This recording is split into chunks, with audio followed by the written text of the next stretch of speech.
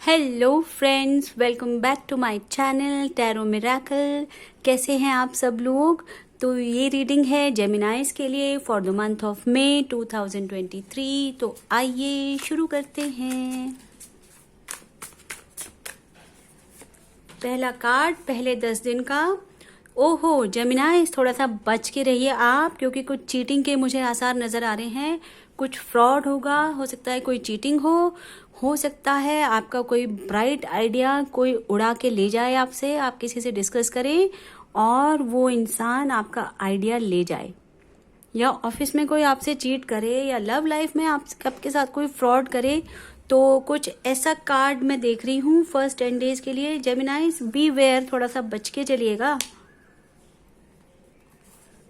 देखिए क्लियर हो गया। जेमिनाइज लवर्स का कार्ड आया है। तो जिनसे आप प्यार करते हैं, ठीक है, जिनसे आपका अच्छा रिश्ता है, एक कनेक्शन है आपकी लाइफ में, कोई सोलमेट कनेक्शन, तो वो ही मेरे को लगता है कि वो ही आपसे थोड़ा सा स्मार्टली बिहेव करने वाले हैं। ये तो नहीं कहूंगी कि वो फ्रॉड करने वाले हैं, लेकिन कुछ ऐसी सिचुएशन बन जाएगी कि वो आपसे थोड़ा सा मतलब क्या कहते हैं, थोड़ा सा झूठ बोल के किसी सिचुएशन से, सर्टेन सिचुएशन से निकलना चाहें, ये पॉसिबिलिटी है, या आप ऐसा करें, ये पॉसिबिलिटी है। तो इसका मतलब पहले 10 दिन लव लाइफ की डोमिनेंस रहेगी। कुछ ना कुछ कॉन्फ्लिक्ट ऐसा होगा कि आप उसमें से बच के निकलना चाहेंगे, या आपके पार्टनर उसमें से बच के निकलना चाहेंगे। कुछ ऐसा रहेगा जेमिनाइज, ठीक है। एक बार और मैं देखती हूँ 7 ऑफ स्वॉर्ड्स के लिए क्या है। एक दो कार्ड और देख लेती हूँ 7 ऑफ स्वॉर्ड्स के लिए। ओके जेमिनाइज, तो आप जो हैं, देखिए आप कोई लॉन्ग टर्म प्लानिंग भी कर रहे हैं अपने करियर प्लेस में भी। तो करियर प्लेस में भी कुछ फ्रॉड हो सकता है। आप प्लानिंग कीजिए, अपने दिमाग के अंदर कीजिए, ठीक है। ज्यादा लोगों को मत बताइएगा, वरना हो सकता है वो आपका आइडिया चुरा ले, ये प्रॉब्लम हो सकती है। प्लस आप किसी को प्रपोज करने वाले हैं। अगर आप मैरिड नहीं हैं तो आप सोच रहे हैं कि आप किसी को प्रपोज करेंगे जेमिनाइज, या आप लोगों को कोई प्रपोज करेगा, ठीक है। कोई ना कोई आपकी लाइफ में आएगा लव का ऑफर लेके। वैसे भी मैंने कहा था कि लव का डोमिनेंस है इस 10 दिनों में। Okay, so next 10 days 11th से 20th तक, 11th से 20th ऑफ मई फॉर जेमिनाइज। देखते हैं। ये कंफ्यूजन का टाइम है जेमिनाइज। कंफ्यूजन का कार्ड तो आना ही है, क्योंकि आपका तो साइन ही कंफ्यूजन का है। आप तो डबल माइंडेड ही रहते हैं ज्यादातर। तो यहाँ डबल माइंडेड नहीं, यहाँ आपको बहुत सारे ऑप्शंस दिखेंगे। 7, कम से कम 7 ऑप्शंस दिखेंगे कि मैं ये करूं कि ये करूं, वो करूं कि वो करूं, ठीक है। कुछ ऐसी सिचुएशन आएगी कि आपको चूज करना पड़ेगा। मे बी करियर चॉइस, या कोई और चॉइस, पढ़ाई में चॉइस, क्या करूं कोर्स, या गर्ल्स में चॉइस या बॉयज में चॉइस, आई डोंट नो।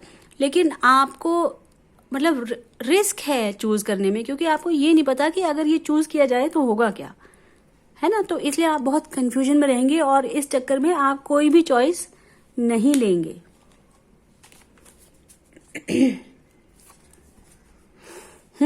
तो ये हो सकता है कोई इन्वेस्टमेंट को लेके कोई चॉइस हो, या मनी को लेके कोई चॉइस हो, ठीक है। या आपके बच्चे अगर हैं तो उनको क्या करवाना है लाइफ में, उसको लेके चॉइस हो, उसको लेके आप कंफ्यूज हो जाएं, ठीक है।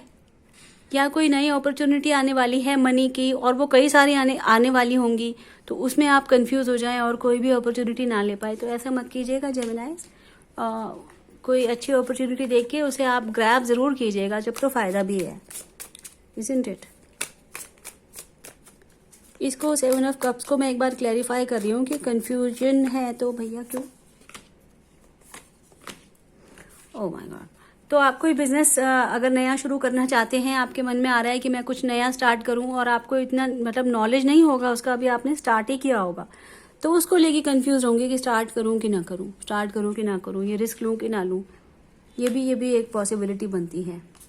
और कुछ ना कुछ ऐसा दिख रहा है जेमिनाइज के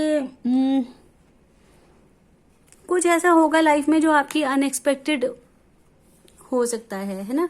हो सकता है आप कुछ नया शुरू करना चाह रहे हो या कर ही दिया हो आपने नया शुरू, और उसमें जो आगे प्रोसेस बढ़े, जो आपने रिस्क लिया है, तो वो शायद सूट ना करे और आपको शॉक लगे।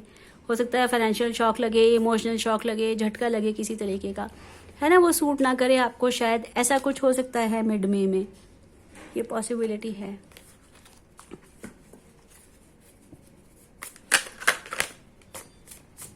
बस यही है कि थोड़ा सा संभल के चलिए आप, है ना, पहले से ही डिसेप्शन फ्रॉड का आ रहा है, और जो मिड में है वो भी थोड़ा सा अजीब सा ही मुझे लगा, तो कंफ्यूजिंग है मिड में तो काफ़ी।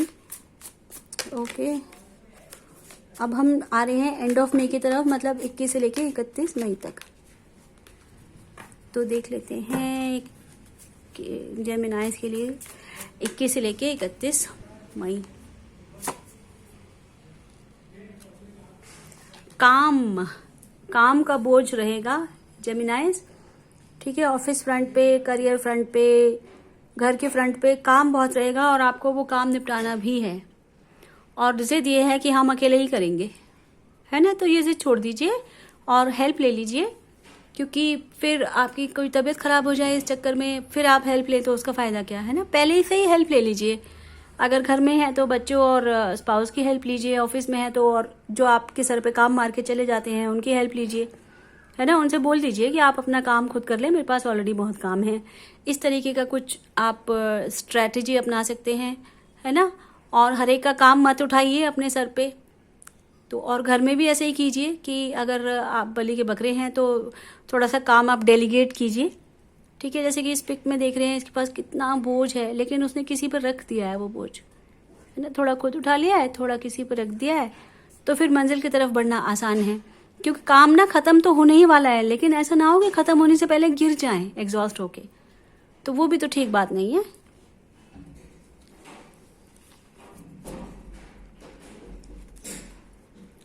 जेमिनाइज, एंड ऑफ द मंथ आप काफ़ी पैसे बचा के चलेंगे, आप किसी को पैसे नहीं देंगे, आप पैसे सेव करना चाहते हैं।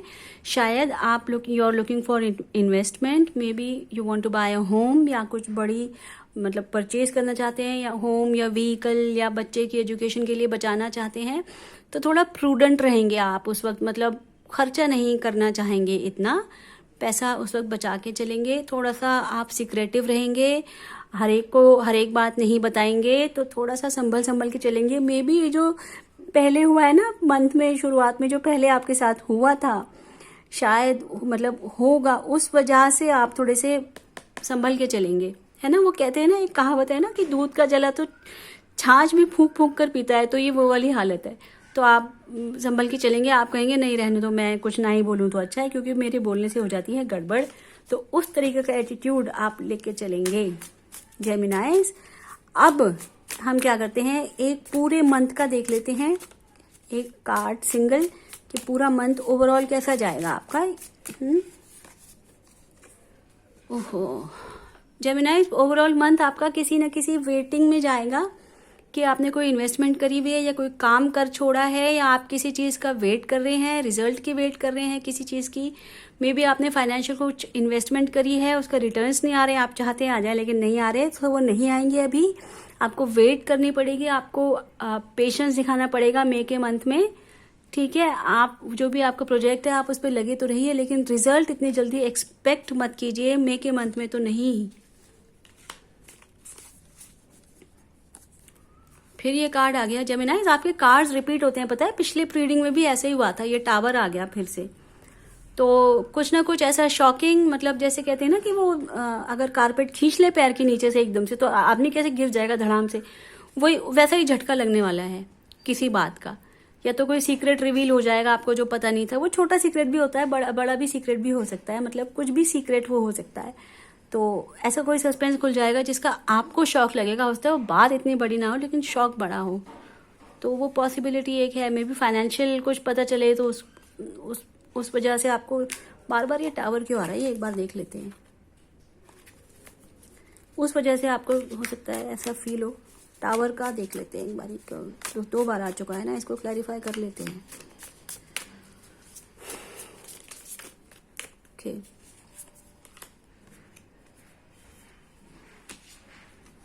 ठीक है जेमिनाइज, देखिए आप ना कुछ जैसे कि एंड ऑफ मंथ में आया ही था कि आप बहुत भींच के चलेंगे हाथ को और कुछ बताएंगे नहीं किसी को, तो ये वक्त है एंड ऑफ में, याद रखिए थोड़ा सा ना कंट्रोल को आप छोड़िए।